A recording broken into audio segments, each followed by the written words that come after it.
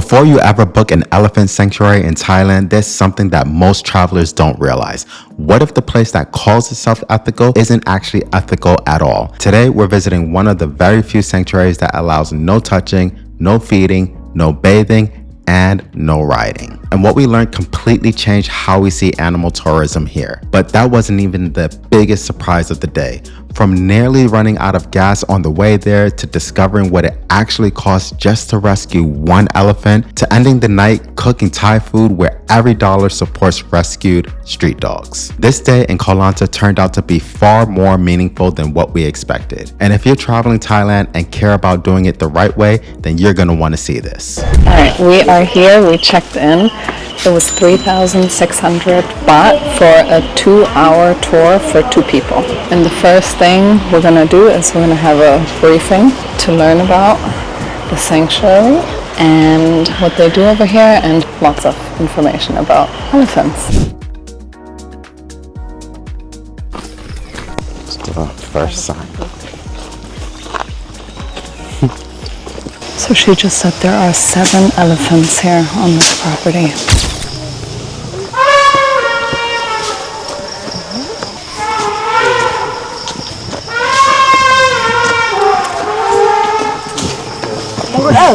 There's a lot of elephant trumping.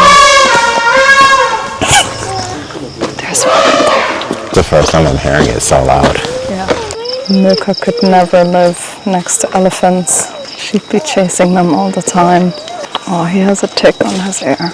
Something growing out of the elephant poop. Plants. Charlie wants me to take a close-up of the elephant poop. It's not gonna attack you.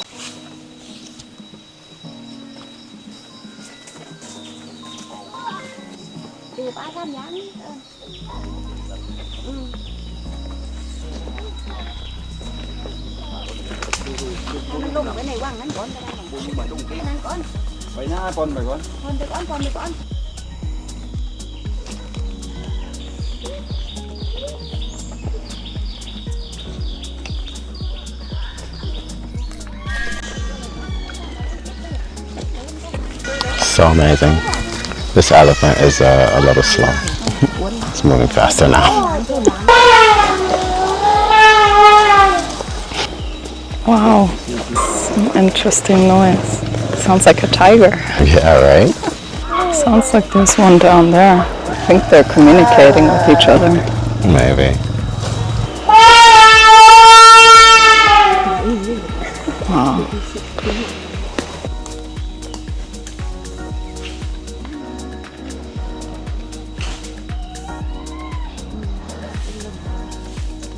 So they were telling us how they rescue these animals from elephant places where they do the rides with the tourists.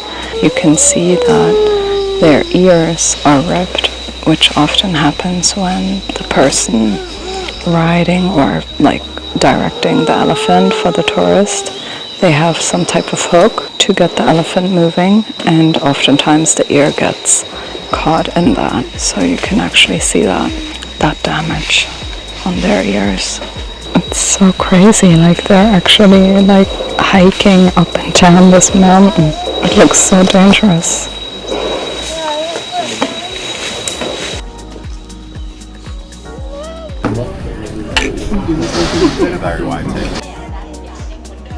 All right, so this experience at Following Giants was really nice. I really enjoyed it.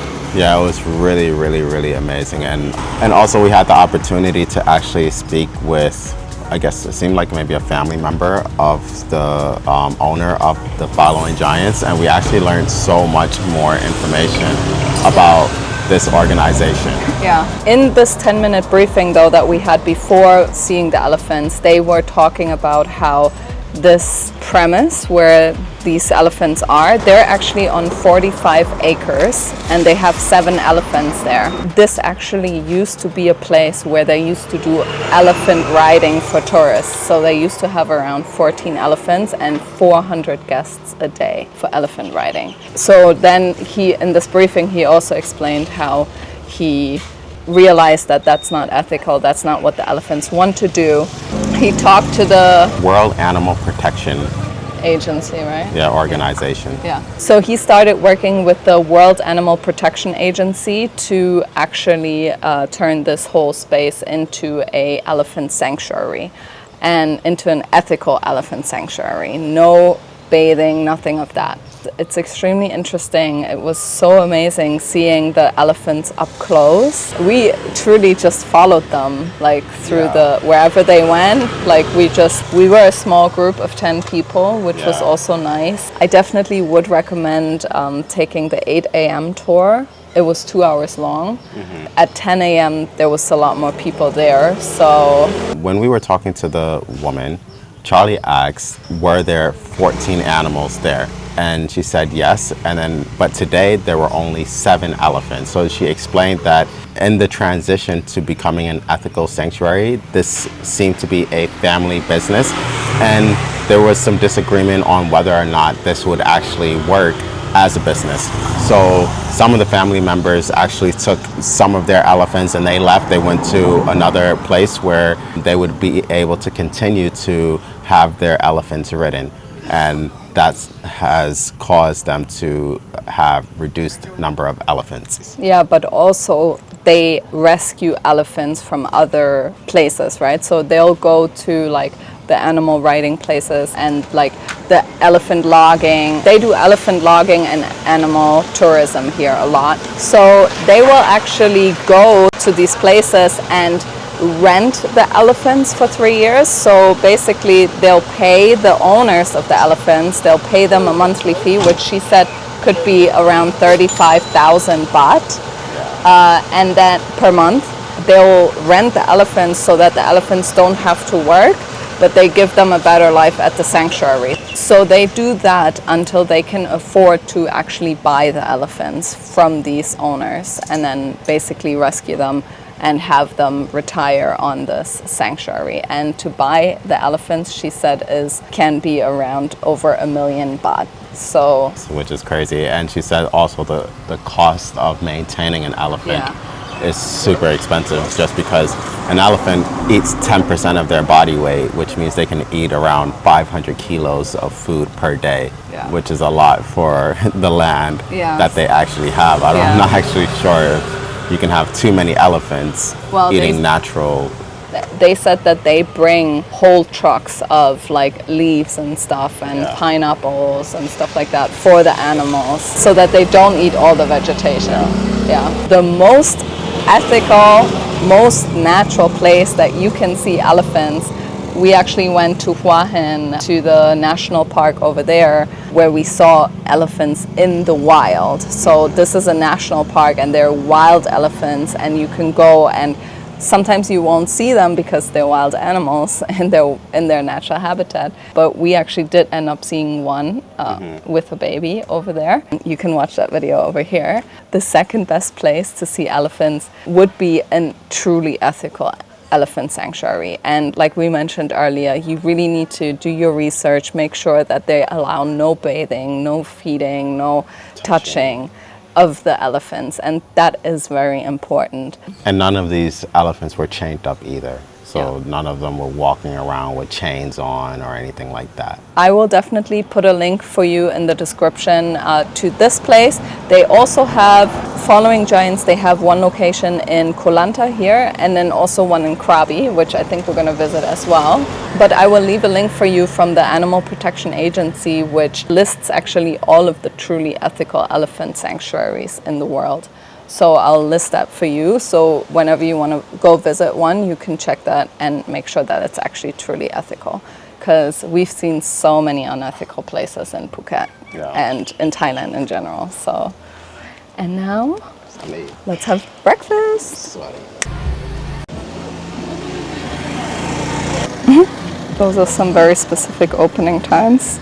9:09 till 6:06. Interesting. Are you happy? There's so many options on here. I don't know what to exactly take. I haven't, honestly, since we've been kind of in the south of Thailand, it's been kind of difficult to find like really good breakfast. So I'm really happy about this location. We are at Tuesday morning on a Saturday morning. So I'm excited. So one thing we forgot to mention actually is at Following Giants, they were actually also telling us how these animals that they rescue from the elephant riding camps, they all pretty much have broken backs or joint problems in their backs, and you can actually see it because an elephant's back is supposed to be round. A lot of them had like a curved in back where you can see that was where the seating for the tourists is set. So, and again, like if you can interact with an animal, if you can ride them, if you can even touch them or feed them, that means that they have been cruelly trained to do that and to interact with tourists. So it's just nice that they have a place over here where even though it's not a lot of elephants that they have there, at least they're saving 7 elephants from that. Wow, that looks amazing. Thank you. Kapunka. Cheers. So I got wow, very good. I got a iced mocha and Larry got a mango latte, and they're not using plastic, which is great. So I got avocado toast, pretty much, with a poached egg on top, salmon, smoked salmon, and homemade sauce hollandaise. So let's try. It's good. I haven't had smoked salmon or sauce hollandaise in like over 3 months, so it's really good. All right, so I got the Tuesday breakfast, which is French toast with some berry mix on top, and then it has some type of cream cheese or whipped cream. And then I got it has some whipped cream, a little bit of muesli on top, some, looks like pumpkin seeds, crispy bacon with a side of maple syrup. It's definitely a very intense French toast. Had in a very, very long time. And I got a side of scrambled eggs. So yeah, I don't know where to start, honestly. Yeah. I actually thought the bacon was gonna come on the side. Yeah. But let's see. Oh, Let's start gonna here. It smells good. Let us know in the comments if you would eat something sweet with bacon. Of course, I did it all the time. I guess like Americans eat chicken and waffles. Very good. I also got potatoes on the side, but this is really huge.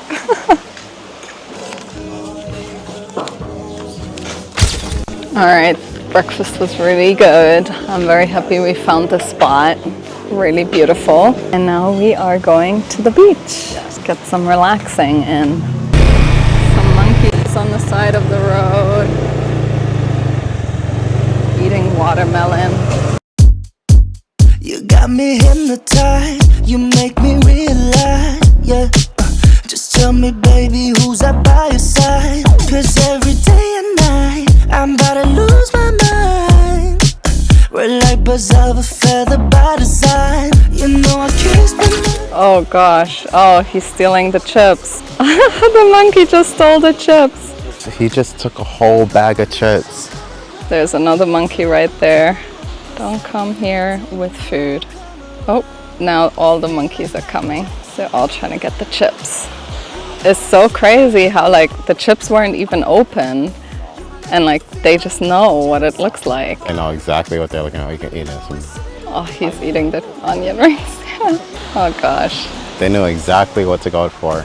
Yeah, we are at Nui Bay, by the way. There's not a lot of shade here, so we're gonna have to sit in the shade of the trees, but Which is monkey territory. there's a lot of monkeys here. Yeah, they're just walking all over the beach. The monkey that stole the chips is eating them, and all of the little monkeys. Oh my god, there must be like, what, 20 monkeys? He's trying to pick him back up too. He's trying to pick them back Oh up. gosh, all the monkeys are coming to fight him for it or what. So many baby monkeys. They're all stealing the chips. Oh, he's dropping them. Wow. Guten Appetit. And Larry's living the dangerous life. Uh-oh. No. Gosh. It's a very territorial monkey. I was making a video for me, yeah. That happened. Wow, so many. Gosh. Wow. Alright, we were gonna sit down and chill. That's not gonna happen. I don't think that will happen over here. I mean, we don't have any food with us, but I don't know. Maybe we'll, oh, one of them is injured. Maybe we will go in the water one by one, but we'll have to sit in the sun because there's no shade. She got that lucky 7, Michelin. Girl, you my taste of heaven. Adrenaline get me so high, cause I get lifted when you come around. I feel like Michael Jackson. You know it's in the way you move. This was a nice beach, right? Yeah, it was really nice. Actually, we're here on a Saturday. The beach is really pretty empty. Like, it's not crowded at all. Yeah, really, really peaceful over here. Not much shade, so if you come here, keep that in mind. You might want to bring your own umbrella or a few little shaded areas, but it's workable. Very important, the monkeys did not bother us. We kind of stayed pretty close to the shore. We didn't stay too far back where the monkeys are. The monkeys are in the trees, so the closer you are to the trees, more likely you will be affected with the monkeys.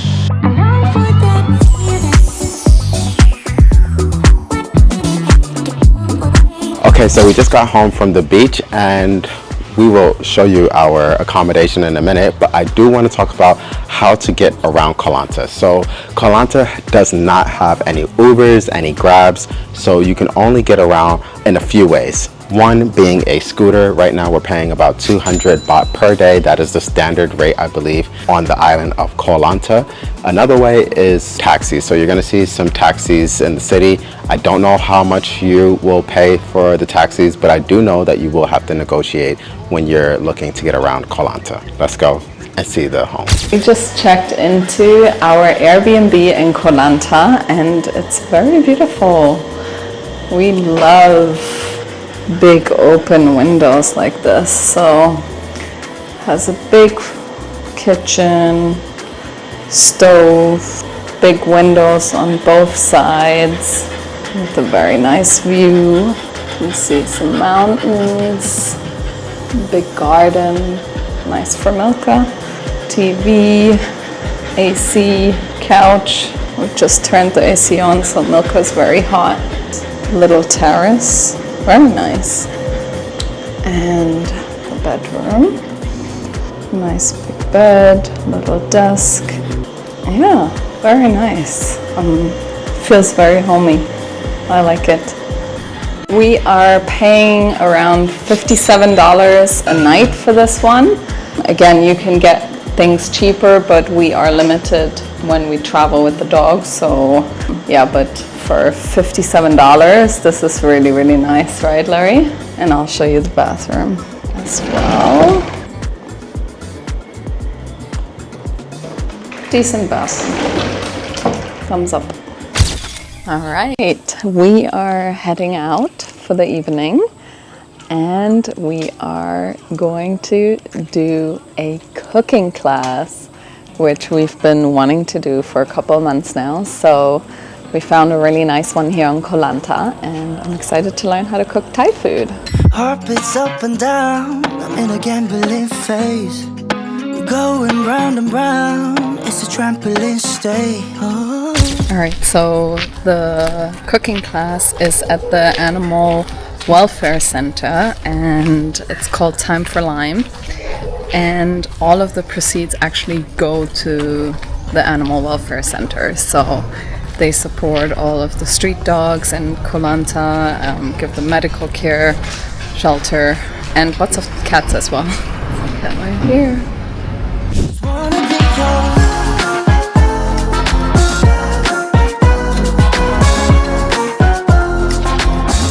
Just be bona fide.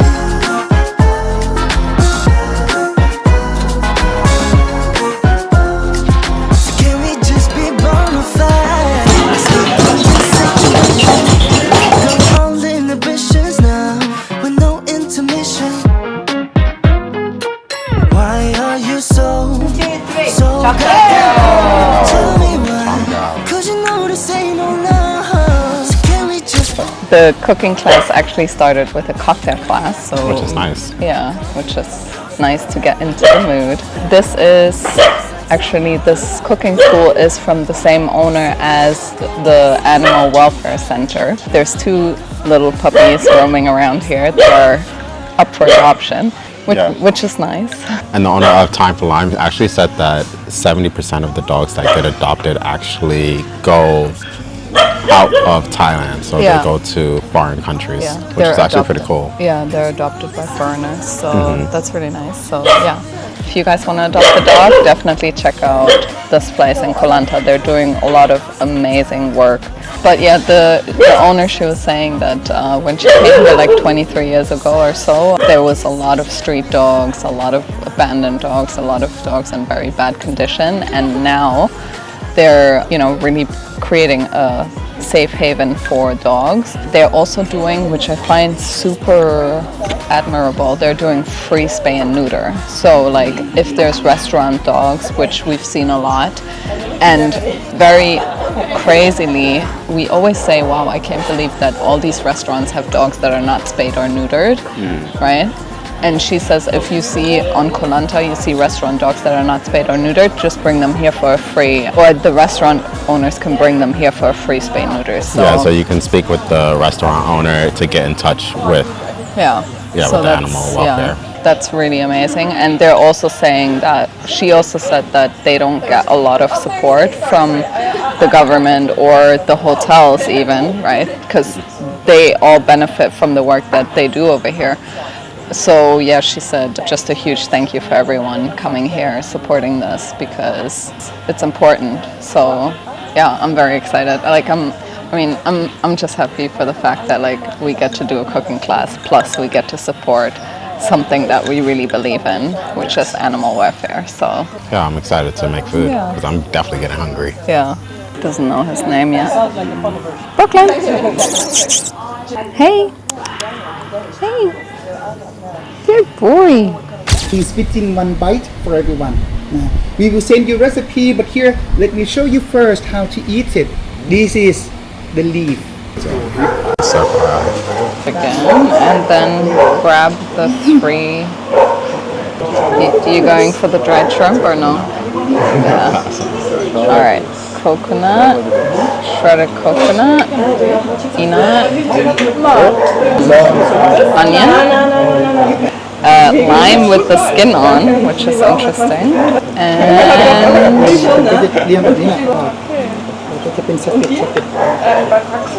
alright, ready. Close your eyes. เป็นโทรศัพท์ไม่ค่อยจะมีกล้องผมก็นั่งไม่เป็นไรถ่ายไว้เดี๋ยวฟังผมจะอาทิตย์นึงก็จำได้ไม่ใช่ยากมันแค่เป็นสเต็ปตาม It's like an explosion of flavors. It's a little bit spicy, but that's from the ginger. That's really good. I like it. Don't worry, and this is special kind of sugar. It's from coconut tree. We call it coconut sugar. Trying mine. Also ich studiere Medizin und bin im letzten Jahr und dann im praktischen Jahr mache ich jetzt 3 Monate davon in Bangkok. Geil. That is very interesting. Auch in der Nähe. Spicy, sweet. The ginger is really juicy actually. And then vegetables. This is interesting because Thai people, when we cook, we go with fish sauce. But what about it? I would say tastes the like flavor, soap the in my taste, the mouth. feeling. Soap? It reminds me of Is that soap? horseradish or wasabi sometimes. So he said we're supposed to nip it, try to eat the whole thing. Which I would just I just bit it off. here on the plate to separate the eat me from don't eat me. It's strong. My chef, Thai restaurant. This is heavy. Making chili paste. Alright, so we just learned all about the ingredients in Thai food and in curry paste, and we also learned something very important actually, which is when like ingredients can be, there's do eat and do not eat ingredients. So like for example, a kaffir lime leaf, if it's split in half, that means you should not eat it. So that usually is in soups, Thai soup like tom kha soup, for example. But then they also use kaffir lime chopped very thinly, and that means you should eat it. Makes sense though. Yeah. So yeah, any ingredients that are like not finely chopped in Thai food, you should not actually eat. Like they're there for the flavor, not to eat. So yeah. Great to know. Like the staff will watch the foreigners eat and really get a laugh out of it. Yeah. It's like, because he said, we don't explain, we just serve, so, and laugh later. So yeah, that was funny. The chef, he's really funny. Yeah, he actually is. He's cracking a lot of jokes. Yeah, so we just learned a lot about, like we tasted a lot of different sauces. We tasted fish sauce, oyster sauce, soya sauce. Anyway, we tasted a lot of things, and now we're about to cook. Yeah. Very important, because I am getting hungry. I'm getting really hungry. Yeah. Tasting food but not really eating. Yeah. It's time to eat. Yeah, that appetizer was good though. Yeah. Noodles to boil. Easy, you just need hot water. You don't need oil, you don't need salt, because noodles, they We run away, so let us up when we're low. Just chase the waves, spicy. we'll make it up as we The go. maximum I can take, as long as you get the flavors right. That's what we're about to make now. Trick 801.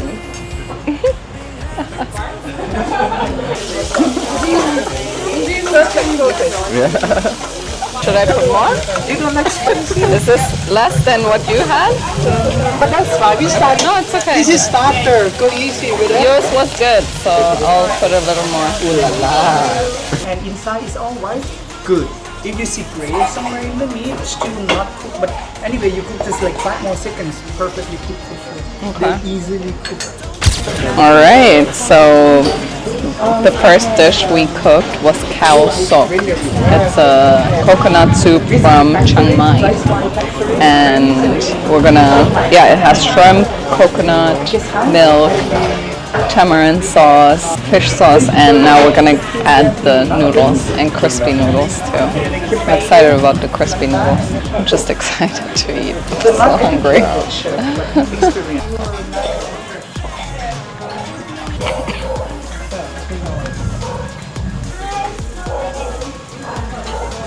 You cannot eat. Not too much. Wow, I like mild. Yeah, you just threw them in. Alrighty. Don't be afraid, just break the Okay. I want to make that fork.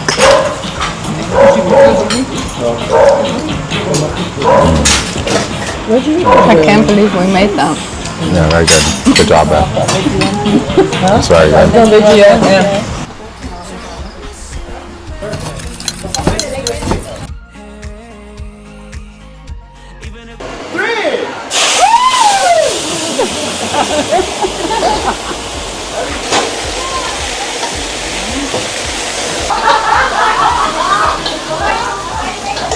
All right, so this is my morning glory, my stir-fried morning glory with some rice and a salad with fish. The salad is actually really interesting. And this is Larry's. We're giving up on the food presentation. It's very late and we're very hungry. How is it? Really good. A lot of flavor. Right now I'm having salad, ginger, super juicy. Have it with the mushroom. It's really good, honestly. I'm really surprised. I feel like the morning glory is better than the one that I had at the restaurant. And we made that. All right, guys, so the cooking class was absolutely amazing. I highly recommend that you check that one out. And our time in Koh Lanta, it has now come to an end. And what would you say? I would say it's definitely an amazing place to come and have a really amazing island holiday. We really enjoyed it. It's just honestly, I've had so much fun just riding a scooter through the island. Like, it's just so chill and such nice vibes. So I love it. Yeah, I definitely recommend checking out Koh Lanta. Definitely, like, it really is a nice, quiet island. And if you like this video, don't forget to give it a thumbs up and don't forget to subscribe to the channel. And if you have any questions, just drop them in the comment section for us down below and we'll get back to you very soon. We'll see you in the next video. Bye-bye. Bye.